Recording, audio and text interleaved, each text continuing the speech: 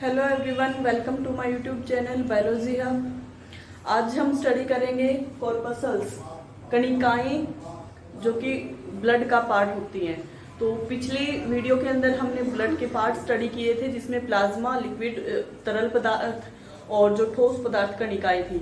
तो कणिकाएं हमने 3 प्रकार की बताई थी आपको, आरबीसी, डब्ल्यूबीसी और प्लेटलेट्स। तो एक एक हम करके हम देखेंगे कि आरबीसी क्या होती है, डब्ल्यूबीसी क्या होती है और प्लेटलेट्स क्या होती हैं। तो फ्रेंड्स, जो आरबीसी हैं जिनको हम बोलते हैं रेड ब्लड कॉर्पसल्स, लाल रक्त कणिकाएं जिनको हम बोलेंगे, तो जो लाल रक्त कणिकाएं हैं, सबसे पहले जो डिस्कवरी है इनकी, तो ये सबसे पहले दी थी स्वेमरडन डैम। ठीक है, स्वेमरडैम ने इनको सबसे पहले डिस्कवर किया था। ठीक है, स्वेमरडैम साइंटिस्ट थे जिन्होंने इसको आरबीसी को डिस्कवर किया था। ओके, देन इसको केमिकली, जो आरबीसी है उनको केमिकली हम बोल सकते हैं इरिथ्रोसाइट, या फिर ये कह सकते हैं second name of the RBC, that is erythrocytes. ठीक है, इरिथ्रोसाइट्स क्या होती है? आरबीसी का ही दूसरा नाम है, केमिकल नेम है। ठीक है, अब उसके बाद हम बात करते हैं कि जो आरबीसी है उसमें क्या प्रेजेंट होता है। तो स्पेशली जैसे ऑक्सीजन कैरी करने का काम करती है, ऑक्सीजन को एक जगह से दूसरी जगह पे ले जाने का काम करती है। तो आरबीसी के अंदर क्या होता है? हीमोग्लोबिन। अब जो हीमोग्लोबिन है ये क्या होता है? हीमो मतलब आयरन, ठीक है, ग्लोबिन एक प्रोटीन होता है। ठीक है, ग्लोबिन एक प्रोटीन होता है। तो आयरन और प्रोटीन का कॉम्बिनेशन जो है दैट इज द हीमोग्लोबिन। ठीक है, और जो आयरन पार्टिकल है उसी से ऑक्सीजन बाउंड होके और एक जगह से दूसरी जगह पे ट्रांसफर होती है। ठीक है, तो हीमोग्लोबिन प्रेजेंट होता है आरबीसी के अंदर। अब जो हमारा ब्लड है उसके अंदर आरबीसी कितनी मिली है? ठीक है, पर क्यूबिक मिलीमीटर अगर हम ले रहे हैं, पर क्यूबिक मिलीमीटर अगर हम ले तो कितनी आरबीसी प्रेजेंट होती है? तो आपकी 4.5 to 5.5 मिलियन पर क्यूबिक मिलीमीटर क्यूब। ठीक है, मिलीमीटर क्यूब 4.5 to 5.5 मिलियन। ठीक है, उसके बाद जो आरबीसी है वो कितने टाइम तक जिंदा रहती है, काम कितने टाइम तक करेंगे, कितने टाइम तक जिंदा रहेंगे? तो इनका जो लाइफ स्पैन है, life span that is 120 days, 120 दिनों तक जो आरबीसी है वो जिंदा रह सकती हैं। ठीक है, तो 120 दिन तक वो कंटिन्यूअस काम करती रहती है। काम क्या करेंगे? ऑक्सीजन को सप्लाई करेंगे, एक जगह से दूसरी जगह पे लेके जाएंगी ऑक्सीजन को। किसकी हेल्प से? हीमोग्लोबिन की हेल्प से। कई बार जैसे अगर हम पहाड़ों पे चढ़ते हैं या ऊंचाई पे जाते हैं तो वहां पे हमारी सांस फूलने लगती है। क्यों? क्योंकि जितना ऊपर की तरफ जाते हैं उतना प्रेशर होता है, और प्रेशर की वजह से जो जैसे ऑक्सीजन लेवल है वो शरीर के अंदर कम होना शुरू हो जाता है। तो उस टाइम पे क्या होता है, जो आरबीसी का काउंट है, आरबीसी का नंबर है, जो नॉर्मल नंबर है, उससे ज्यादा आरबीसी हमारे शरीर के अंदर हो जाती है। तो वो कितनी बढ़ती है? 30% तक ज्यादा आरबीसी हो जाती है अगर हम हाइट पे जा रहे हैं तो।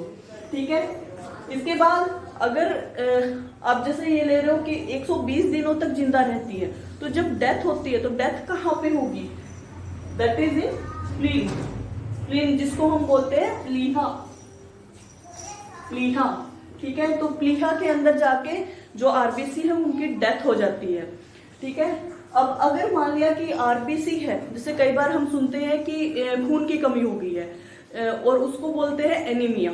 ठीक है, एनीमिया की शिकायत है, खून की कमी है, तो वो क्या होती है? अगर आरबीसी का जो नंबर है, ठीक है, रेड ब्लड कॉर्पसल्स जो है वो कम हो गई है, डिक्रीज हो गई है, ठीक है, घटने लगी है, तो उसको हम बोलते हैं एनीमिया। तो अगर नंबर ऑफ आरबीसी डिक्रीज, जो आरबीसी का नंबर है अगर वो डिक्रीज हो रहा है तो उसको क्या बोलते हैं? एनीमिया। ठीक है, एनीमिया, खून की कमी उसको हम बोलते हैं। ओके, आरबीसी के बाद हम स्टडी कर रहे हैं डब्ल्यूबीसी। डब्ल्यूबीसी क्या होती है? हमारी व्हाइट ब्लड सेल्स। ठीक है, व्हाइट ब्लड कॉर्पसल्स, श्वेत रक्त कणिकाएं जिसको हम बोलते हैं। तो जो डब्ल्यूबीसी है वो सबसे सबसे पहले गैब्रियल साइंटिस्ट थे, तो गैब्रियल ने इनको डिस्कवर किया था। ठीक है, इनको केमिकली जो WBC श्वेत रक्त कणिकाएं हैं उनको केमिकली हम क्या बोलते हैं, that are known as leucocyte, leucocytes. ठीक है, ल्यूको का मतलब होता है खाली, जिसमें कोई भी रंग ना हो। ठीक है, बेरंग जिसको बोलते हैं, क्योंकि इनका श्वेत रक्त होता है तो कोई स्पेसिफिक कलर नहीं है, इसीलिए इनको बोलते हैं हम ल्यूकोसाइट्स। ठीक है, तो जो WBC है वो रक्त के अंदर कितनी होती है, दैट आर 8,000 to 10,000 मिलियन, 8 से 10,000 मिलियन पर क्यूबिक मिलीमीटर। ठीक है, तो पर क्यूबिक मिलीमीटर कितनी होती है आपकी, 8 से 10,000 मिलियन तक WBC प्रेजेंट होती है रक्त के अंदर।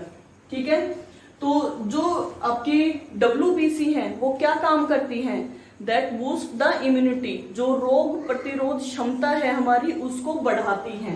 ठीक है, तो जो इम्यूनिटी है, इम्यूनिटी को इंक्रीज करती है, बढ़ाती है इम्यूनिटी को, जो रोगों से लड़ने की क्षमता है उसको बढ़ाती है WBC। ठीक है, इसके बाद आती है जो WBC है वो दो तरह की होती है, एक तो होती है आपकी ग्रेनुलोसाइट्स। ठीक है, ग्रेनुलोसाइट्स, और दूसरी होती है आपकी ए ग्रेनुलोसाइट्स। ठीक है, ग्रेनुलोसाइट्स जिसमें ग्रेन्यूल्स प्रेजेंट होते हैं सरफेस पे, ए ग्रेनुलोसाइट्स जिसमें ग्रेन्यूल्स यानी कि छोटे छोटे पार्टिकल्स प्रेजेंट नहीं होते सरफेस पे। तो जो ग्रेनुलोसाइट्स हैं वो आपकी फर्दर 3 तरह की होती हैं, बेसोफिल्स,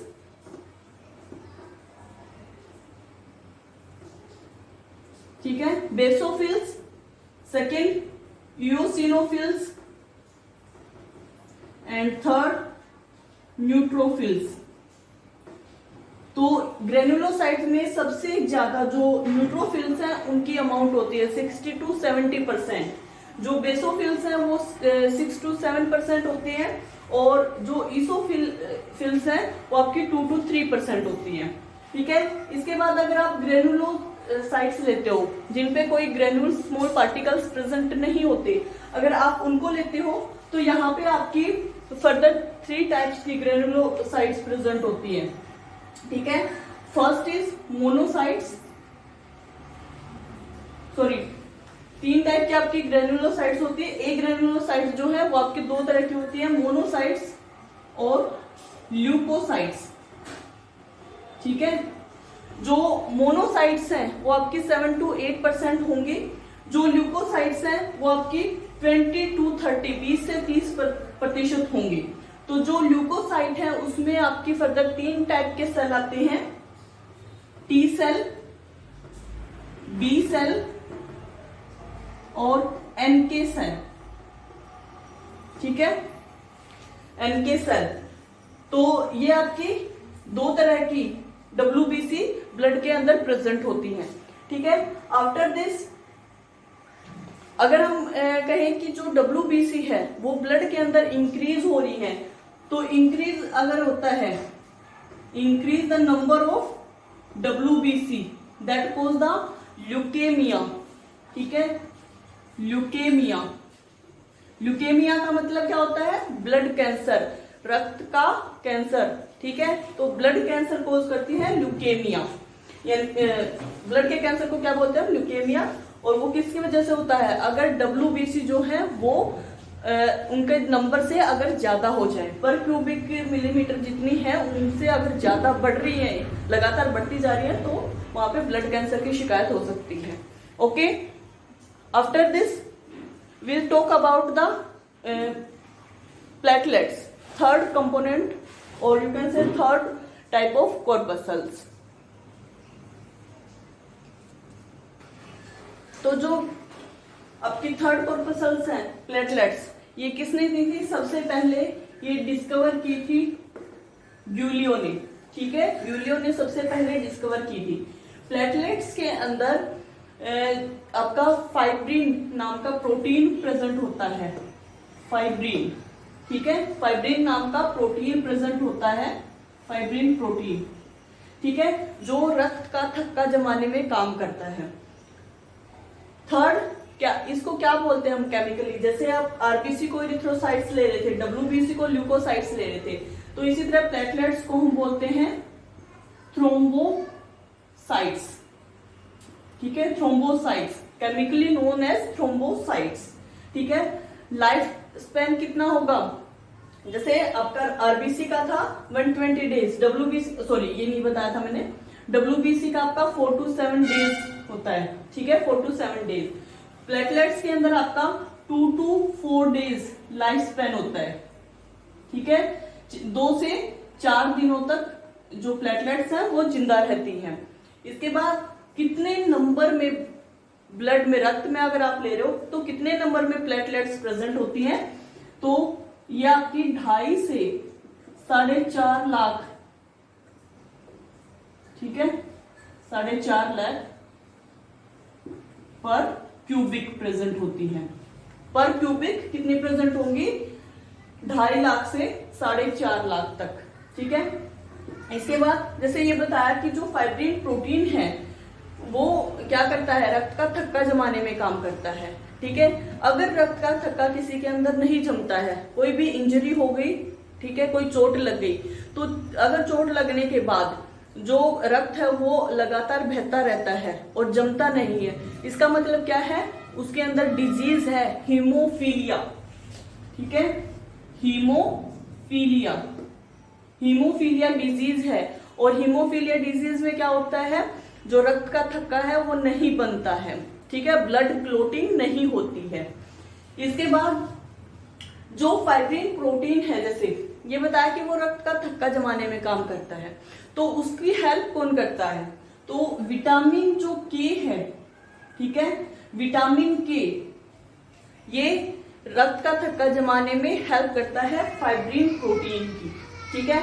इसके अलावा आपके कैल्शियम आयन होते हैं, कैल्शियम आयन होते हैं जो हेल्प करते हैं ब्लड क्लोटिंग में। तो ब्लड क्लोटिंग जो होती है वो किस तरह से होगी, ठीक है, तो सबसे पहले जैसे अगर कोई भी इंजरी है बॉडी के अंदर, कोई भी अगर इंजरी आ रही है, कोई चोट लग रही है, तो चोट के टाइम पे क्या होगा, चोट के टाइम पे क्या होगा, सबसे पहले थ्रोम्बोसाइट आएगा, थ्रोम्बोसाइट्स, ठीक है, यानी कि प्लेटलेट्स आएंगी, इकट्ठी हो जाएंगी। अब प्लेटलेट्स क्या करेंगी, प्रोथ्रोम्बिन बनाएंगी, प्रोथ्रोम्बिन, ठीक है, प्रोथ्रोम्बिन बना देंगी।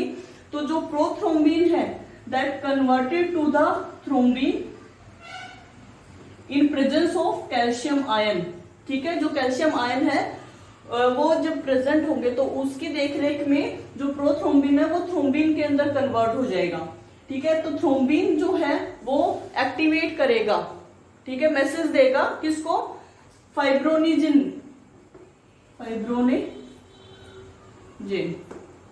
ठीक है, फाइब्रोनिजिन को मैसेज करेगा कि आप रक्त का थक्का जमाओ। तो ये क्या करेगा,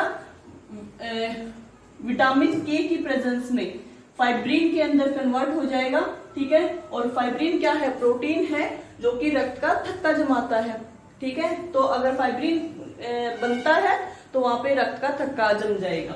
तो जो हीमोफीलिया डिजीज होती है उसमें क्या होता है, फाइब्रिन की फॉर्मेशन नहीं होती, ये बनता ही नहीं है और उसी वजह से रक्त का थक्का नहीं जम पाता, ठीक है। अब अगर जो प्लेटलेट्स हैं वो कम होती जा रही है, जैसे डेंगू है या कोई भी फीवर जैसे हम जनरली लेते हैं, तो उसमें क्या होती है, प्लेटलेट्स डिक्रीज हो जाती है, या कोई इंजरी है तो लगातार रक्त बहता रहता है, ठीक है, जमता नहीं है, तो उसका मतलब क्या है कि प्लेटलेट्स है उसमें कम है, ठीक है। तो अगर प्लेटलेट्स का जो नंबर है वो कम हो रहा है तो उसको बोलते हैं थ्रोम्बोपेनिया, ठीक है, उसको क्या बोलते हैं, thrombopenia, that is the decrease in number of platelets, platelets, ठीक है। जो प्लेटलेट्स हैं, थ्रोम्बोसाइट्स हैं, उनका नंबर कम होना उसको क्या बोलेंगे, थ्रोम्बोपेनिया, ठीक है, उनका नंबर खत्म होना। ओके, उम्मीद करती हूँ आपको ये वीडियो पसंद आई होगी। अगर पसंद आई तो हमारे चैनल के साथ जुड़े रहिए। Please like share and subscribe my channel. Thank you.